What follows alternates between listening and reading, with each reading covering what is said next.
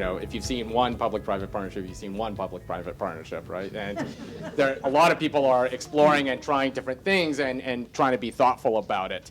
To give a couple of examples, in Copenhagen, they're working with Hitachi around how do you monetize data sets so that those data sets can be used for creating applications and other solutions for residents. So that's an interesting one that's out there. Another one is Abu Dhabi has partnered with a Swiss company around telemedicine, and how do they partner there and make sure that they're not just that they're providing solutions, but they're doing it equitably, but also that there's a good funds flow there. Another one is Mexico City is working with a nonprofit around some earthquake detection, right? And so it's not just about for-profit companies, it's also about think tanks and nonprofits who are working in this space, and how do you think about bringing them into this ecosystem?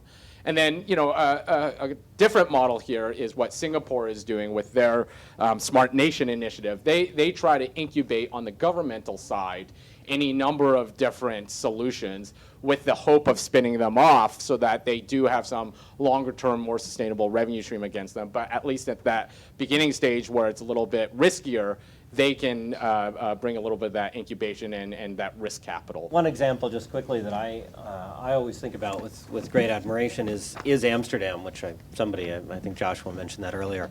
And the story of Smart City Amsterdam, which has now effectively got the same relationship with the city government that New York CDC has. It's a kind of captive nonprofit. But interestingly, it started as an entrepreneurial nonprofit outside of city government. So it was started with an EU grant independent of the city, and then it grew, and then of course the founder became the CTO of Amsterdam. And so these two things converged, but it retains that kind of entrepreneurial feel, and at a time when the city was uninterested, it allowed a set of entrepreneurs to figure out, oh, here are urban problems where there are technological solutions, and set up a bunch of demos and pilots and things that then got the public's imagination, and so made it something that government took very seriously and now is embraced fully. And one of the partnerships which no one mentioned so far are the university partnerships, which have been critical in the smaller and middle-sized cities, in fact, and even in New York as well. And so Columbia recently actually secured a grant from NSF and is in the process, we hope, of getting a second grant, which uses Harlem as a test bed for the first grant, called Cosmos, is actually wiring the whole part of Harlem so that it will have the kind of capacity